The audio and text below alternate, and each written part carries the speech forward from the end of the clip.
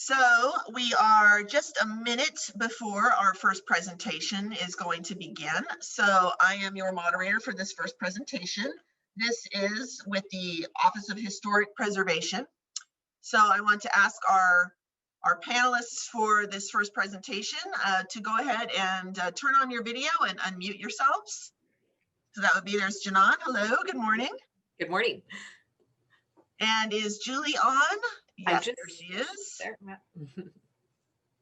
And we also have the new director of California State Parks, Armando Quintero. So Armando, if you are with us, and I actually don't see. He might be joining us later in the hour. A little bit later in the hour, okay. And I'm not, well, I saw Julie's name briefly. She was here a minute ago, yeah. She logged out. We'll give her a second to log back in. Yeah, maybe she's logging back in. But meanwhile, well, Jenan, since you're here, why don't you go ahead and introduce yourself? Okay. Oh, I see Julie now. There's Julie. She's, whoa. Julia, it kept looking like you're just like flying off the side of the Golden Gate Bridge.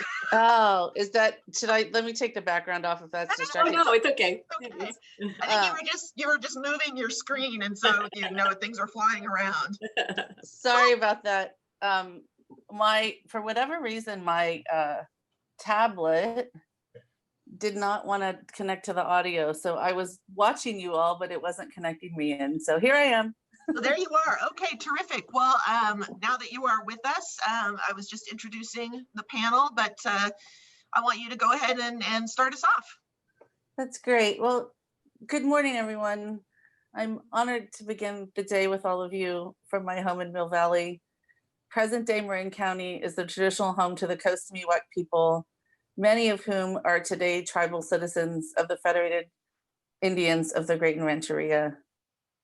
A deep appreciation to the organizers, speakers, and attendees for being present in our collective work.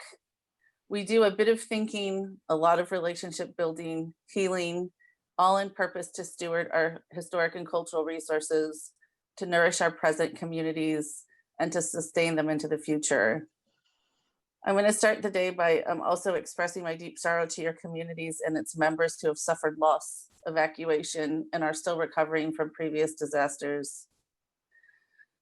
We must find solutions to improve the stewardship, to reduce global warming, and to stop the rate of irreversible damage to our environment. And I think now more than ever, we are living those fears that we had so long ago.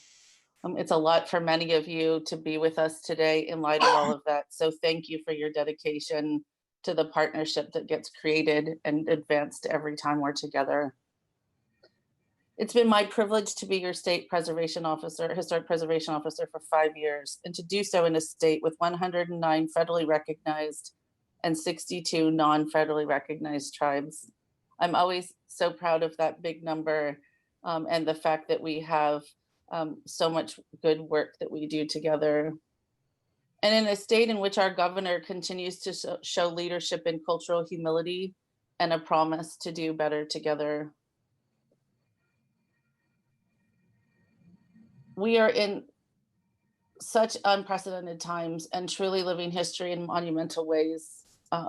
One topic alone, whether it be COVID-19 or the global environmental crisis, social justice, is a lot. Combined, we are challenged, and it's overwhelming, challenged by limited resources, the blurred lines between work and our personal lives as we move our offices and our schools into our homes. And we are challenged to examine all systems, and in doing so, to create solutions that solve multiple issues and put us on a better path forward. I don't know about any of you, but I feel exhausted every day. But I keep resolve that we are on the right path for our communities, and that together we will find solutions to not only exist, but to thrive. Together we will prevail.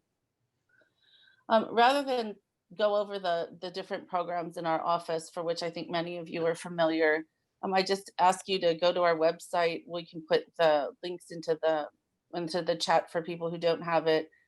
For more information, you could sign up for our newsletter to be updated on the activities that we have going on.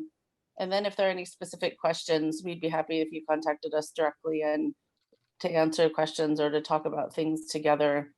But I thought with the limited time we have, I'd just go over some highlights of things that we think are, thank you, Jenan, she put up our website in the chat. I would go over things that we think are particularly pressing and important in our work together.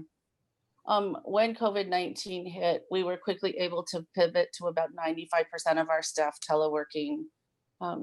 This was also enabled by an electronic consultation submission system in an effort to continue our work to steward cultural and historic resources and to continue that work in as seamless of a way as possible. I want to just also say that when I say cultural and historic resources, I of course mean absolutely the significant tribal and tribal cultural resources as well. I'm so proud of our staff for their flexibility and their resiliency in keeping things moving in the light of the many different changes that we continue to make, because I think it's so important that we don't lose sight of what's happening, what's continuing, and that we always show up and be present and be witness sometimes to the activities to be sure that those resources are being considered. We've seen an increase in programmatic agreement requests in the last year, more so than ever, I think, because of the lack of funding for identification and evaluation prior to the commencement of projects. It's my belief that cultural, tribal, and historic resources come far too late in the process of project development in the federal framework, specifically, and that projects should be considered in the initial development phases and not at the tail end in permitting. But it isn't a perfect world, and we have the framework we are given, and I think it compels us to do our best to steward these resources until such time as we can make that appropriate change. I also want to acknowledge that it's a lot for tribes to review, particularly when you were doing things like going through disasters and trying to keep your people healthy and fed. And you're having to really decide which of the many things that you have to review before you to focus. And I would just suggest a few things. And one of them is there are a lot of these larger regional programmatic agreements that are going on and that are coming into our office that are not specific to projects, but are operations and maintenance. A lot of the agencies are asking for new programmatic agreements or renewing existing ones. These have effects on activities on a daily basis rather than on a specific basis. And oftentimes we are told that tribes have not commented, or that the tribe's comments are just specifically related to monitoring. And perfectly fine if that is in fact the case. But we always want to be sure that your voices are heard and considered when we're looking at these delegation agreements that are being requested. I think that it's our job to ensure that tribes are afforded their right in statute to participate in the process and to have meaningful consultation. And that word meaningful is really important and one that we emphasize. While we can't guarantee outcomes, we can see that the process is available, it's honest and transparent, and then it takes tribal values into account before our office provides its opinion about the action that's being requested. We take this very seriously, and I want you to know that and have our clear commitment that this expectation to our partners is communicated with every consultation that we do. This remains my commitment to each of you. Your voice, your sovereign nations, and those of its people are a very, very important part of consultation. I was listening yesterday to some of the conversations and learning quite a bit.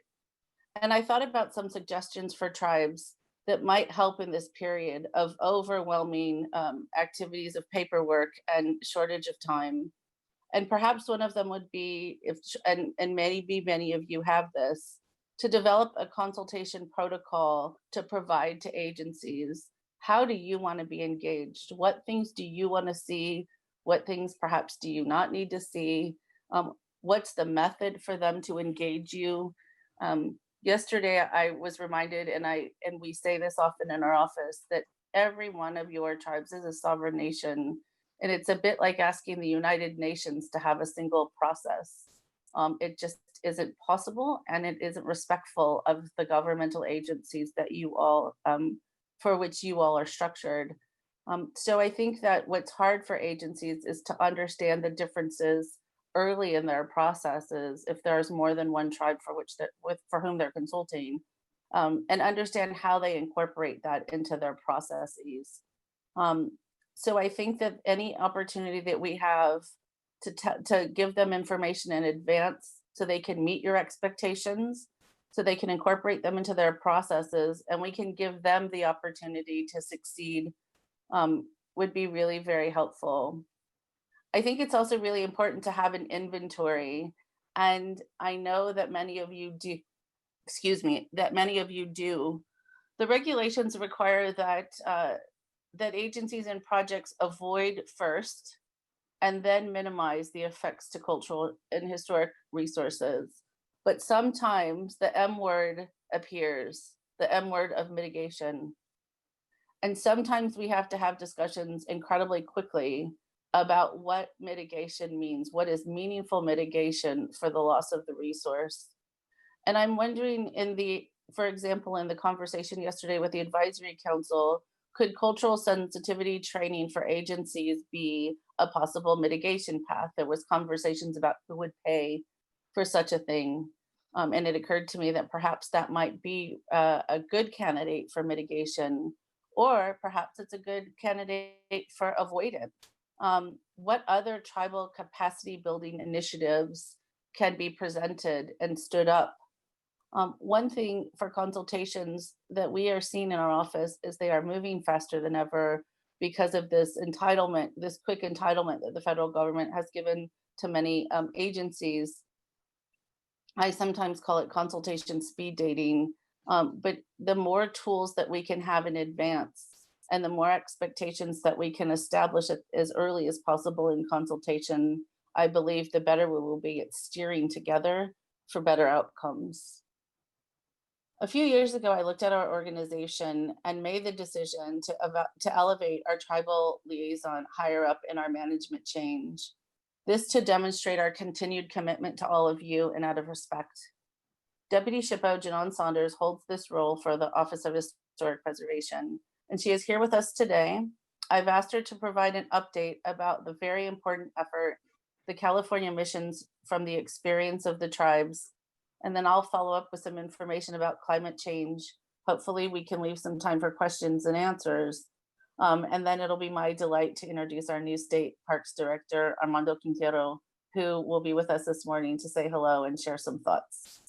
So Jenan, I'd be happy if you'd please tell us about our exciting project.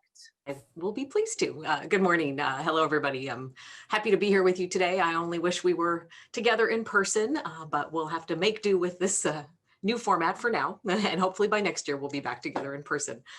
So I wanted to give you a little bit of information about our project related to developing a historic properties context statement for Native Americans in the California mission system. As some of you may be aware, in March 2019, our office began the effort to prepare a historic properties context statement to tell the stories of Native Americans in the California mission system, and to add that layer of history to the National Historic Landmark documentation for one mission in particular, La Purísima Concepción outside of Lompoc. A historic context statement, for those of you who might not be familiar with them, is a written document that provides a framework for evaluating the significance of historical resources and their integrity. The purpose of a historic context statement is to place resources in the appropriate historic, social, and/or architectural context so that the relationship between a cultural resource and its broader history can be established. In order to understand the historic significance of resources, you have to examine them within the appropriate historic context, or sometimes within multiple contexts. Of the 21 missions that lie within the California mission system, 17 are on the National Register of Historic Places, and 9 of those are also designated as National Historic Landmarks.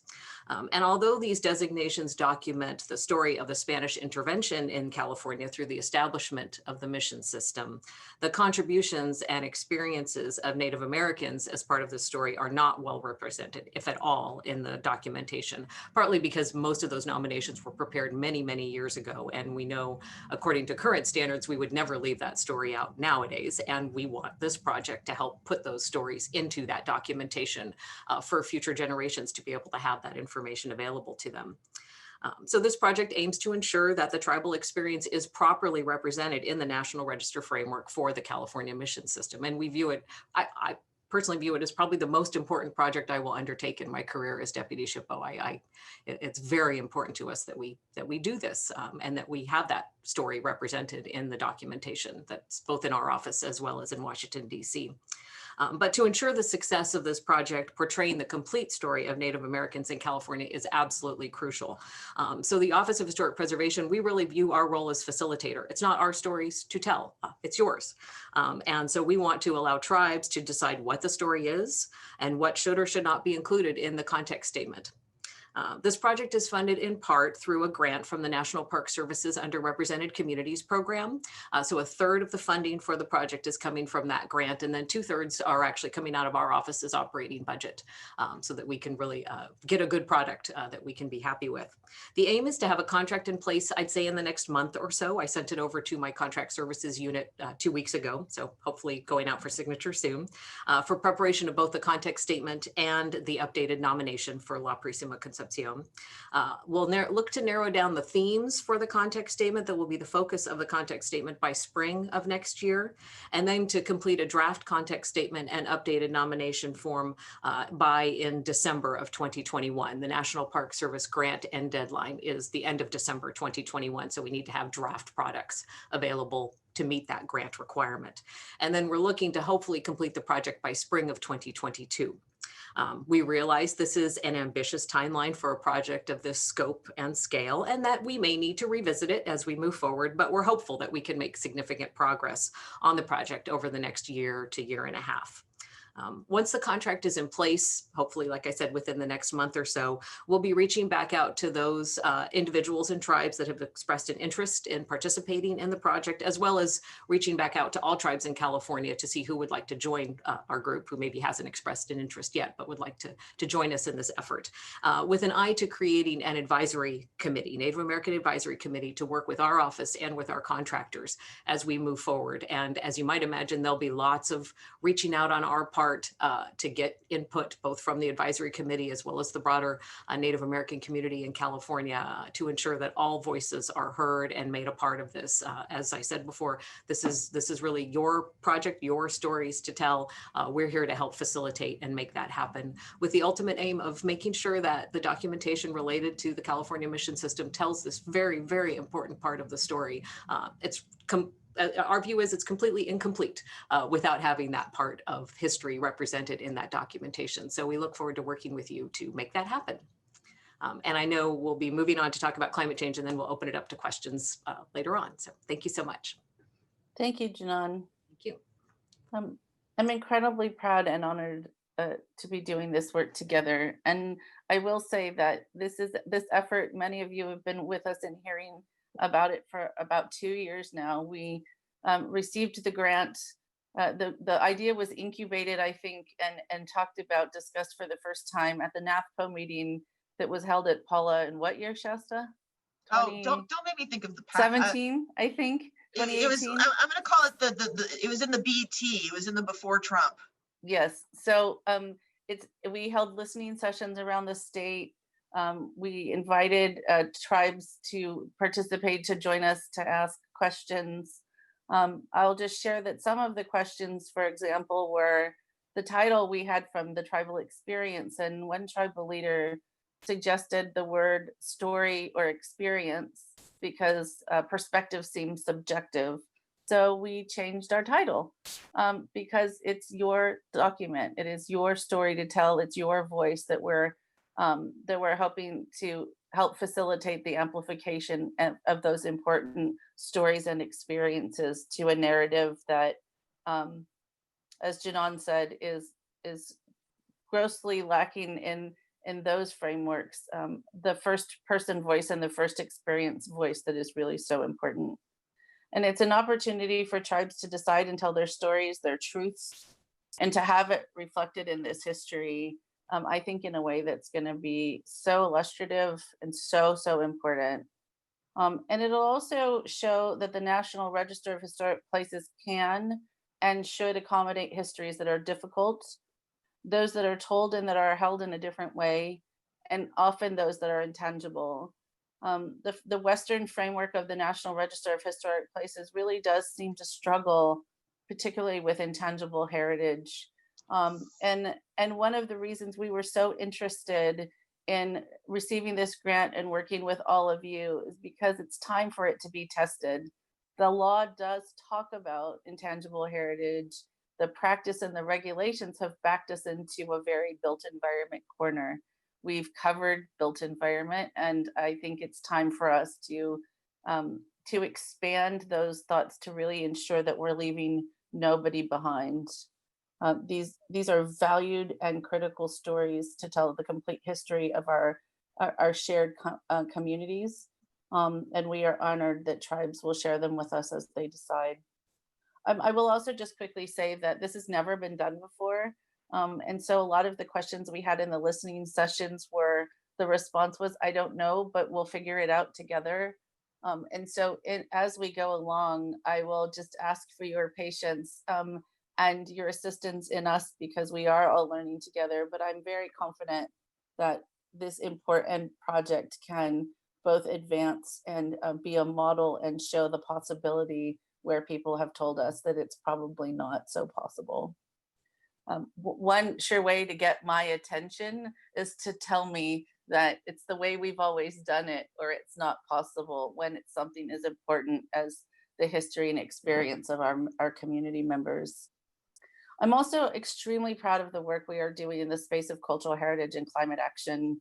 Coming from a natural resources world prior to historic preservation, perhaps even more fundamentally because of the people from whom I come. My grandfather was a Chiricahua Apache, my grandmother an indigenous woman from Zacatecas. And growing up in a rural community, I never really did understand the division of cultural and nature as it is done in government. Everything is so connected and interdependent, and we all rise and fall together, land, animals, and humans. And nothing shows us more than the current pandemic and the absolute in-our-face demonstration of a burning state, of increased heat, and of what we know will be mudslides to come, and the tragedy that our state continues to experience. And we're leading two efforts in this intersection of cultural resources and climate action. One is the California Cultural Resources Climate Change Task Force. It is born in the document Safeguarding California 2018, which is California's report card of, if you will, of all climate ambition. It's a legislatively mandated report with a 5-year annual update or 5-year update cycle. Although I think that the 2022 update has been extended because of COVID. But in that space, I was given the document and asked to review it a couple of years ago. And there was one sentence about culture and tribes, and it said, in the event of a disaster, contact the SHPO and the tribes, period. That was it for the whole document. And so I sent a note up to our agency and said, I weep that the 7th largest economy in the world, that's our response to cultural resources, tribal resources, and climate action, and presented an entirely new chapter very boldly. But the document was so far along that we were given the opportunity to explore the intersection with this task force. So we kept our foot in the door. Happily, we are working with our state agencies at the moment, our partners in including the Native American Heritage Commission, the California Arts and Cal Humanities, of course, state parks, the state library and the California Museum, and CalTHPO and the Resources Agency. And what we've done is asked our partners to list all of their climate ambitions. And then our next step is to take a look at it. We finished that this week. We will now be taking a look at it with an aim to then overlay where culture can play a role in the actions that are being undertaken. So if it's a fish and wildlife project that's restocking fish in a lake or a river, are they working with the tribes for maybe picking types of fish that will help with indigenous food security? Or if they're restoring wetlands or stream beds, is there an opportunity to reintroduce plants that are needed for basket weaving or a traditional practice? And those are the kinds of intersections when historic properties are being rehabilitated, can they do so in a way that reduces their carbon emission and still retains their historicity? How can art play a role in helping change social behavior with communities? Because we know that art and culture deliver people, and they're places that are safe spaces for people to think about and incorporate change in their own behavior to help contribute to solutions. I think the possibilities are limitless. The next step for this task force is to look at those intersections, work with our state agencies then to select 5 or 6 pilot projects, continue with those, and eventually the ultimate goal is to also look at, as described in Safeguarding California initiative, to look at policy changes, legislative changes, and perhaps some financial needs in order to make the findings of what we all discover together more transparent and implementable on a larger basis. To that end, we are also working and co-chairing an international framework called the Climate Heritage Network. We stood this up with partners from around the globe at the Global Climate Action Summit that was held in San Francisco in 2018. We had speakers from the Union of Concerned Scientists. We had tribal members talking about projects for which they were working on in the space of climate action, food security, seed gathering. State Parks was there to talk about the projects they're working on with some tribal members in the Central Coast. All of the recordings of that day, that incubation of this group, are also on our website in our climate action tab. And in fact, all of the work we're doing is available on our climate action tab. So if you open up our website, it'll always be on the far right-hand corner. The work that we're doing that day, you could watch, you can click on the hyperlinks of the agenda and watch the entire day if you'd like. But we're really trying to understand the depth and the breadth of these topics, advance where we think the best benefit for the state and our communities are, and make sure that we get closer and closer every day to reducing our global climate warming so that our communities can exist and thrive. The question about the link is on our OHP website. I think it was posted, but we'll be sure to post it again. In 2017, Fiji hosted the 23rd Convening of Peoples, or COP. These are these big global climate action summits that happen. They're always in the news, and they're really to talk about the advancements of the Paris Agreement that talked about global warming. And for the first time, culture played a significant role in a convening of the peoples in a COP. The Fijian Prime Minister, Frank Bainimarama, made sure that the world knew that nothing was anything unless it included culture, and that culture is about people and communities. It is the why in everything we do. And he said, and what I love, is that we are all in the canoe rowing further, faster, and forward together. It is an honor to be in the California canoe with all of you. I want you to know that you have our commitment that we always will try to do our best to row together further and faster. And at any time, we are all available to speak with you, to hear from you, and to work with you on issues that are important to you. We are just at about 9 o'clock. Shasta, the director will be coming on at 9:15. So do you want to open it up for questions now? Do you want to facilitate some conversation? What's your preference? Sure. So, boy, I was jotting down questions of my own like crazy, but there is a question in the chat from Buffy McQuillan, so I'm going to read that out. She says, Julianne, Jenan, thank you for being with us today. It's incredibly important for us to work collaboratively with you and others at OHP. One of the biggest challenges we face is that often projects come stocked with standard mitigations based on archaeological recommendations. For projects that are both state and federal, is there a way for tribes to know when the lead agencies have started consultation with your office? Well, the lead agency is supposed to notify tribes early. And it's their obligation to, we don't have a mechanism currently to do that. It is the responsibility of the lead agency, but it is something that we can think about and consider about how that notification happens and who does it and what that expectation is. Apologies, I'm sitting here at my desk with 1,000 pens and I can't find one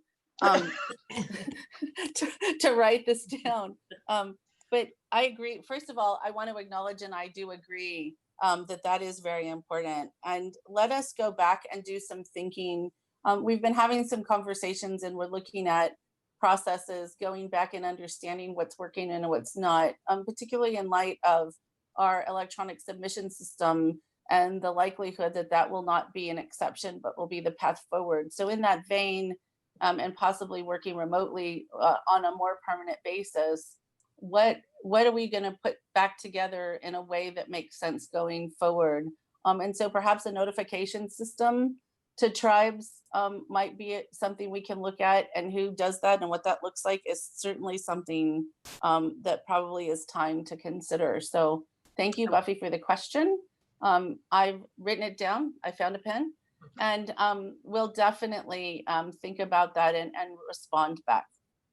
I was just thinking the same thing, Julie, that, yeah, we could think about something where, or someone could go look up projects that have been submitted and when. I think for now, until we create that system, obviously tribes can follow up with the agency and ask the agency if consultation has been started with SHPO yet. And if it hasn't, I would think most agencies probably have a timeline in mind. So you could also ask the question of, when do you plan to initiate consultation with the SHPO? So it seems like something that, at least until we have a better system in place in our office, agencies should be able to tell you if they've initiated, and if not, sort of what their timeline might be for doing that. Yeah, and we also, a long time ago, Jenan, you'll laugh when I say this, but maybe 2 years ago, I asked the question if we could have something that was called, that I cheekily called match.com for consultation. And we asked State Parks IT to find a way to, could we have a self-populating form on our website that said, you know, my dad from his iPad at his home in Roseville could go on it and say, I want to be notified about any projects that are in this area or this zip code or that have to do with these agencies, and provide an email address that would then go into some system that would automatically notify people that this was happening so they could participate should they choose. And so we started that thought process, and then I think we got distracted by 1,000 other things. But I think it's a good opportunity as we figure out what our framework looks like going forward to really revisit it and put something in place. So yes, we can and we will. We just have to figure out what that looks like. But we will take it down and engage all of you as well. Thank you. And that gets me thinking about some of the different ways that information is being disseminated during the pandemic.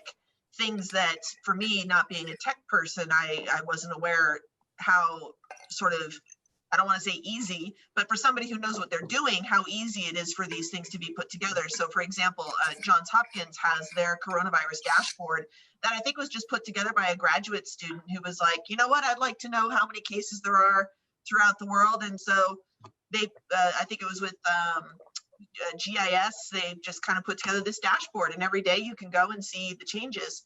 So I wonder if something like that could be developed for projects, just a project dashboard where you could check it every day and say, you know, what's the latest. Yeah, but of course, it would need more conversation. Absolutely. Well, we are creating, in the realm of the CRIS information systems, we are, State Parks is creating for us a single system. So they're creating the container, I call it, because I am not a technical person. They're creating the container for the digitization effort that we continue to drive. And I should just quickly say that while I didn't mention it, digitization of all the records in the CRIS information centers in our office continues to be one of our absolute top priorities. So I should just say that out loud, and I'll say it often. But in that capacity, we've asked it, while we're waiting for the very slow pace of digitization with the cobbling together with the money we have in savings at the end of the year, or in contracts that we can let, or with the ICs, State Parks is at this moment creating for us the container for not only the digitization, but we asked them to create for us an electronic submission system. So an agency would send us an electronic submission. It would digitally bounce through the staff reviewers. Any agency could at any time go onto this system and find out where it was in the process. And so that might be a second opportunity to have a notification option somehow combined with it. So we just need to put our thinking caps on. But thank you for the reminder and the nudge. And you have our commitment that we will take it forward and try to figure out how best to incorporate that. Excellent. So we have a comment from Alex. He says, thank you for the discussion. I feel that my job as THPO needs me to not just apply the National Historic Preservation Act, but other laws as well. NEPA, ARPA, Clean Water Act, Clean Air Act, sometimes NAGPRA. My role is not just a historic preservation role. It is good to see the SHPO office approaching these non-Western definitions of historic preservation. If you look through the predecessors to the NHPA, the Antiquities Act of 1906 and the Historic Sites Act of 1935, they very explicitly treat archaeological sites on a par with historic built environment. So a comment, not a question, but you know, I see Jenan is nodding. So yes. And it's more than archaeology. It's more than, you know, it's more than archaeology. I think that, you know, when we're looking at things like massive power pole replacement projects and sites that haven't been previously surveyed and identified, we can all sort of think about the physical objects that we can see. But what concerns me are the intangible heritage values that tribes ascribe. Without that information, it's hard to go forward with a determination of no adverse effect or no historic properties affected. And so we try very hard to remind agencies that intangible aspect is not dismissive or an afterthought or a parking lot item. It is patrimony and important to tribes, and they are the experts and the primary voice about what is and isn't significant, and their treatments. I just learned that one of the laws, and I'm forgetting if it's NAGPRA, and you'll all know this better than I, says that federal agencies get to determine whether something has scientific value or not and how it's disposed of. I think it had to do with, it was brought to my attention about isolates. And I was so surprised that if the agency doesn't determine there's no scientific value, then these items cannot be reburied, for example. You must all know this, and I apologize for the lack of specificity, but I was absolutely appalled. There's a law in the federal books that still seemingly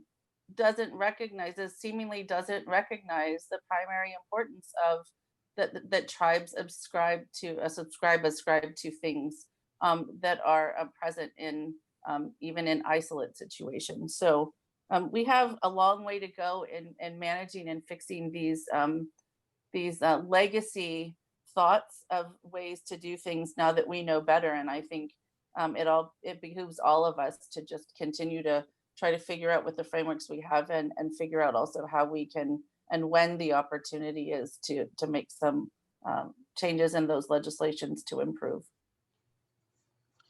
Jenan, did you have anything you wanted to add to that? Nope, I am okay there. You know, I wanted to mention, I saw an earlier comment, and I apologize, I am a kind of a fast talker. I wanted to mention and follow up on the missions context statement project. We've talked about developing a website, webpage, so that there's a place that you can go to get updated information about the project. We were kind of waiting for the project to get going. So just as a heads up, I would think over the next couple of months, we'll be developing that website and send something out on our monthly e-post to let folks know that that's available for contacts as well as updated information as to what's going on with that project. So, yeah. Great, thank you. And I responded to that comment that we are going to have the recording online. So if people want to watch it, I'm the same way. I'm a fast talker too. So I get that comment a lot.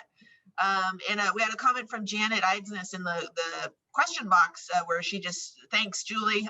You're right on target about the intangible values held by tribes for cultural places. Speaking of back to the missions and the context statement, Jenan, you said that there were 4 mission sites that were not on the National Register. Do you know what the status is for those? No, actually, we'll probably go back and kind of, as part of this effort, kind of look at what those are and why. My guess would be that they're probably lacking in integrity, places where there's not much there. But again, kind of coming back to the idea of intangible heritage, as well as looking at what resources might be under the ground or represented there. That's another aspect of this project. Obviously, we'll be looking at the whole mission system. So kind of figuring out where those properties are and why they aren't currently designated could be part of it. Right. And I'll also say that the integrity, keep in mind, was built environment, I think, right, was the criteria at the time. So I think that we what we see often, and it's been the case after case after case, is that people think that the National Register and the State Register, for that matter, is only for new sites. And it isn't. It's not limited to new sites. And in fact, I sort of posit that there are so many sites that are represented on the register for a single criteria that perhaps it's time to go back and sweep them, look at them for the other values and aspects that have not been represented in the documentation that are so important. And I think what this effort is trying to do is to say, you can't tell the complete story until it's all present. And how do we do that? How do we make sure that all of the stories are told so that people can learn and choose and see the total activity or the total things that happened at that site? So I think this is also going to help challenge that idea of going back and examining the current documentation with modern new stories, information, and give voices to people who were left out of the conversation, quite frankly, bring those stories in from the margins. So very important. So I have a couple of other comments and questions. Desiree Martinez notes that she would be interested in helping the mission context statement, specifically interested in San Gabriel mission. Great. And then in the question box, Janet had a question. Is OHP looking for evidence that leads are consulting with tribes about intangible values associated with places? Can you read that question? So the first one I've written down, Desiree Martinez. And can you read the second one again? I'm sorry, I wasn't. Yes. Is not understanding the OHP question. looking for evidence that leads are consulting with tribes about intangible values associated with places? Well, I think that what we're always interested in knowing is what tribes want to share in that realm. What do they believe and ascribe in consultations, particularly regarding intangible heritage, that needs to be considered and evaluated in those processes. So we don't have a specific list of things that we're looking for. Rather, we want to be sure that whatever it is that you want to be considered has the opportunity to be considered and known. I think that's the only way I can answer that question. But Janet, if you want to have a broader conversation, I didn't answer your question, feel free to send me an email and I'd be happy to chat. And a question from Sally Peterson. Thank you so much for your discussion. Can you discuss a little about how tribes can protect cultural resources damaged by wildfire in post-recovery, specifically during debris removal and cleanup efforts, including fire suppression repairs? That's a really, really, really good question, and one that we ask ourselves often, and in fact asked ourselves 2 weeks ago before the new fires in Sonoma and Napa counties started. What's happening? How are sites being identified? How are damaged sites being identified? How are new sites being revealed? And how are they being treated? And who's doing that? And so the short answer is, I don't know. But it is something that's on our radar. And I think it's something that's very important and behooves us to understand better. I'm having a phone call tomorrow with FEMA's Regional Cultural Director, Alessandra Emilio, to have this conversation to better understand their process and understand where we might, how these things are happening, just to sort of get the lay of the land, to know what might be possible.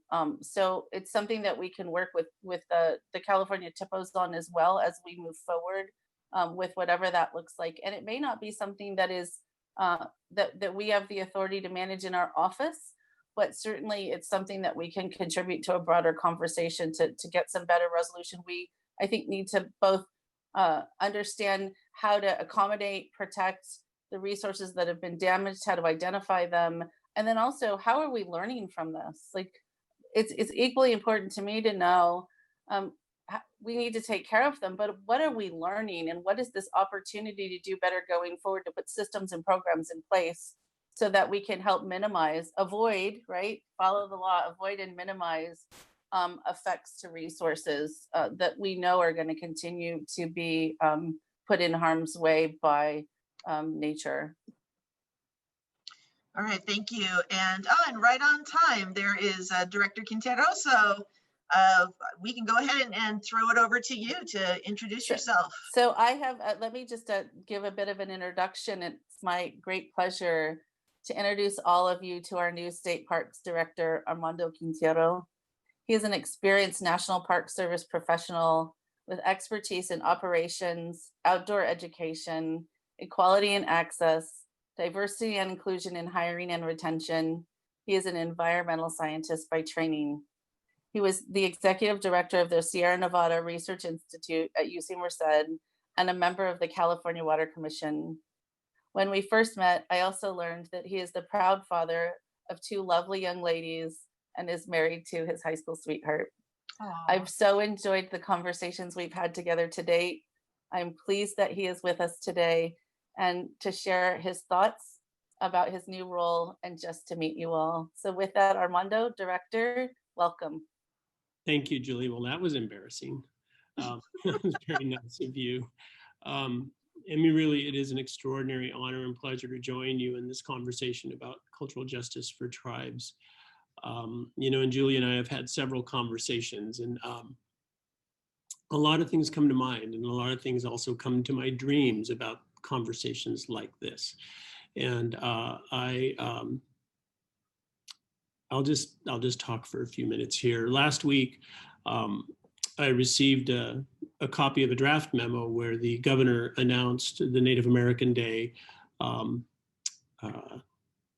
that he was going to be signing, the announcement that he was going to be signing the acknowledgement of a Native American Day. And there were 3 quotes on the draft, one from the governor, one from Secretary Crowfoot, and one that was attributed to me. And of course, their question was, well, do you have anything to add or change? And I read it and I thought, honestly, I thought it was sort of bland if we were talking about the acknowledgement of Native Americans. And so what I added to it and then returned to the governor's office was really just an immediate reaction, because my quote mentioned something about telling the stories about all Californians to everyone. And what I added in there was a sentence which remained and is still out there, and that was that we wanted to tell everyone's stories, whether they are first generation Californian or 500th generation Californian. And I think it's a simple statement that acknowledges something that is I would say almost always overlooked in terms of the depth of heritage that any of us have in the places where we live. And I'm no longer surprised, especially having just stepped into this role a month ago today, the number of people who've introduced themselves to me, and very quickly they'll say something like, I'm 4th generation Californian, or I'm 5th generation Californian. And it was literally those reactions or those interactions that caused me to think about that quote. So it really came from the interactions that I have with the people around me. And as I've shared with Julie, it's really it's been a profound realization that, really I'm a culmination of all of the relationships that I've had in my professional work life. I can't claim ownership of who I am in a way. Everyone who I've interacted with and worked with has affected me in sometimes very profound ways on the positive end of the scale and also on the negative end of the scale. And I'd like to share a story with you, and that is that with all of you. And that is when I was a park ranger at Point Reyes Seashore in the 1980s. In 1986, my father died suddenly of a heart attack, and he was 60 and I was 30. And when I was working at Point Reyes, I worked with three elders from who were Shiapomo elders, Lanny Pinola, Bun Lucas, and Esther Pinola. And the day after my father died, I received a call from one of them, and I don't remember who it was. But they said, Armando, you need to come to the Roundhouse tomorrow night, 2 days after my father's passing. And they said, we're going to hold a mourning. They said, we're going to hold a mourning ceremony for your father. And it was absolutely the most profound spiritual experience of my life. And I spoke with Julie briefly this morning, and I shared with her a dream that I had last night, which actually is connected to this story in a way that I didn't realize until I'd spoken with Julie. Last night I dreamt that I was going to be meeting a group of people that I work with for a meal today. And as I arrived for the meal, my father showed up, and in this dream, and he was wearing a really nice pair of slacks and shoes, and he had no shirt on. And I looked at him and I thought, my God, he has the body of a swimmer, you know? And I said, Dad, you look amazing. And he laughed and he said, well, I'm younger than you are. I'm almost 5 years older than my father was when he passed away. And little did I know that he would be here with us this morning. My career in parks has allowed me to adventure through through various places in California, many of the summits of the passes in California, which is, all of you probably know, were the summertime gathering places for tribes from the east side of the Sierra and the west side of the Sierra.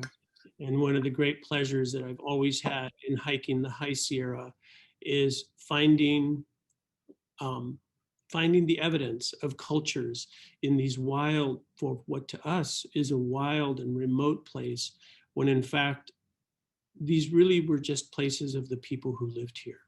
And it was always sort of an adventure of thinking about reading the landscape as I walk through the landscape. And really, I've had many dreams on the crest of the Sierra, thinking about the people who've been here for thousands of years. I feel really strongly about the importance of telling the contemporary stories of cultures. And when I think about the Native people, I think about how all of us have creation stories. And I raised my daughters not in any particular religious belief, but we talked about creation stories from all over the world. And as they were growing up, we would talk about how creation stories affected the evolution of culture in groups from around the world. And pretty much I wanted to share with them that it was all legitimate. And the thing that I think came from that, or comes from that, is the realization that in essence, we are always in a creation story. You know, contemporarily, you know, we're dealing with profound issues, and it's shaping us. And it's shaping us not only on how we reflect on the past, but certainly on how we prepare for the future. And the moment a few minutes ago when you were talking, someone asked a question about protecting cultural resources post-fire. That is a huge question for us. And as you all know, Big Basin is just one park that has been severely damaged by fire. And I'd like to share with you something that's pretty important, and that is that on Monday, I had a incredible conversation with a fellow named Jack Dangerman. Jack Dangerman is the founder and owner of Esri, which is it's the biggest sort of data management company in the world. Jack's younger brother, Pete, was a former director of the California State Park System in the 1970s. And I had worked with Jack when I was at UC Merced for the last 12 years. And his call to me was to say, whatever you need for parks, let me know. And we pretty quickly dove deep and quickly. And I said, you know what I'd really like is for you to bring your resources to us with your teams. And I'd like to ask you to help us do the assessment of what's been uncovered literally at Big Basin State Park. And the way that I'd like us to look at that is as a template for how we are now going to go look at the other areas of California to capture and map the critical information, not only of the cultural sites, which are always revealed in these fires, because as cultures have moved, disappeared, shrunk, and changed, there are, and you know this better than I do, but there are just amazing complexes of historical context on the ground. One of the places that comes to mind that's not a fire-ravaged place, but perhaps a place ravaged by civilization, and that's Tulare Lake. I've spent a lot of time at Tulare Lake. I've seen I've seen collections of artifacts there as I befriended landowners there and asked what they had. And Tulare Lake, as many of you know, was probably the highest concentration of Native people in California prior to European contact. And it was a place where the Chumash gathered, where the Coast Miwok gathered, and where the Sierra and Miwok gathered. And really, Tulare Lake was a profound area of technology transfer. And what's interesting to me is that the stories of your heritage really have context in today's language. I mean, think about that. When you talk about tech transfer, contemporarily, people think about technology as we know it. I mean, look at what we're communicating with. But in Tulare Lake, there is evidence on the ground of traditions being shared, materials being shared, and cultures affecting each other. And I'm also pretty familiar with a number of the sites in the vernal pool complexes of the San Joaquin Valley, which in one of those places, which is near Merced, it was my understanding that it was the first place where an entire people were extirpated by the Europeans that arrived. And there's a landscape there that I'm familiar with that's been in private ownership for a long time. And you can literally walk through that landscape and see the evidence of the first people. It's really quite astonishing. So California holds your stories. It holds the stories of creation.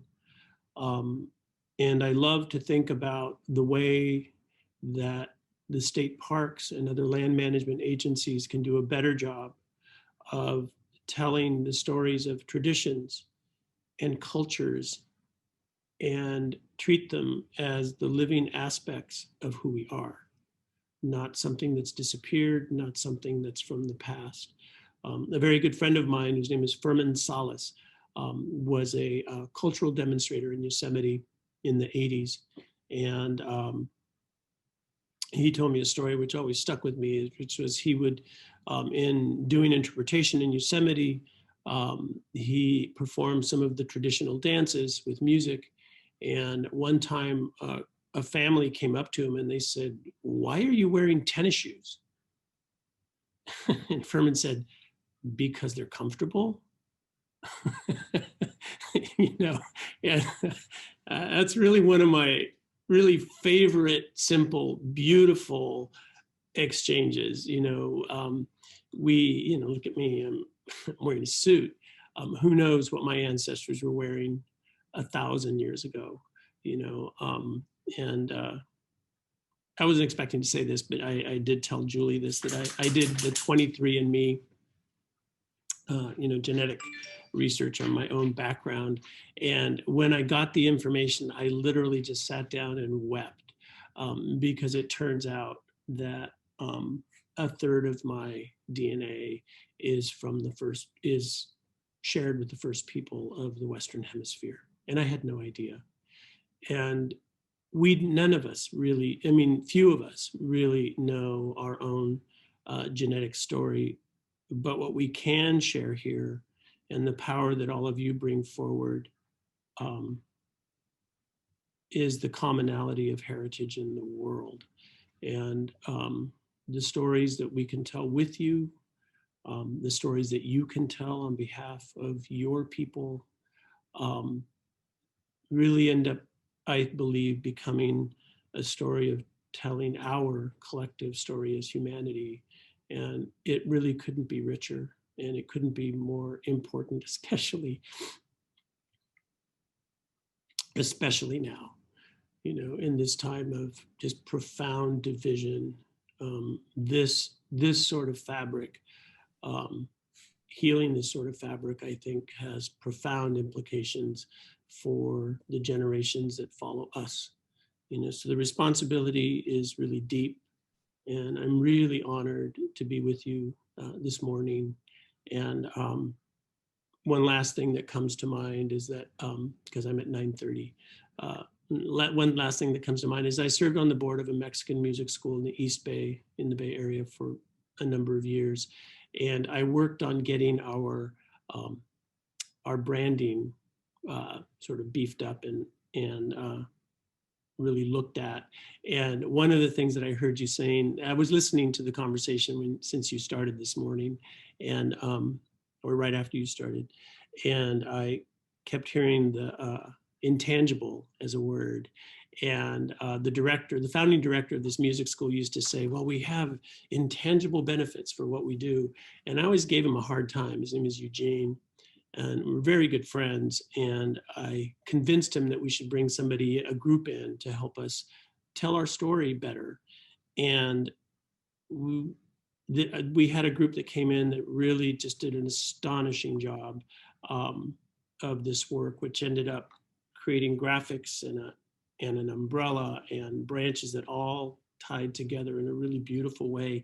And the tagline for that school now, and what we do at that school, I'm no longer on the board, but I still support the school. The idea with this school is that we teach kids traditional forms of instrumentation, traditional voicings for songs in different languages from Mexico, and also the dance steps. So if you learn any one of them, you have to learn all three. And the tagline for that school now is amplifying our traditional roots. And really what that to me means so many things. And one of the things that tagline means for me is ownership on the part of the students and the families and the people who see those performances. And also the message that we delivered at that school is, once you own this, you get to do what you want with it. You can write new songs. You can plug it in. You know, it doesn't have to be just acoustic. And so much comes to mind in the conversations that you are all engaged in. And I'll just finish with this. On Saturday, I'm going to be going up to the Santa Rosa area to meet with our staff up there. And part of the reason that I want to go up there is start looking at how we're doing planning relative to cultural and natural sites, and how we're going to be working on the restoration and the protection of those areas. And if it works out, Julie may be joining me for that day. And that is that's a good example, I think, of what I will be striving to do as your director. And by that, I mean serving you as the director of the California State Park System. Thank you so much. Thank you so much for that. I think if we were in a room, we'd all be standing and clapping right now. So, and for sharing your father with us, you know, I'm struggling not to let all the tears roll down. My father was also 30 when I was born. So when you said 60-30, that made me think of my own sweet pops, who is still alive at 79. encourage you to look at the chat. A lot of people had some comments for you. And thank you to all three of you for joining us this morning and having a great opening for today. We are going to take our first break until 10 o'clock, at which point we will start with part one of our UC NAGPRA panel. So again,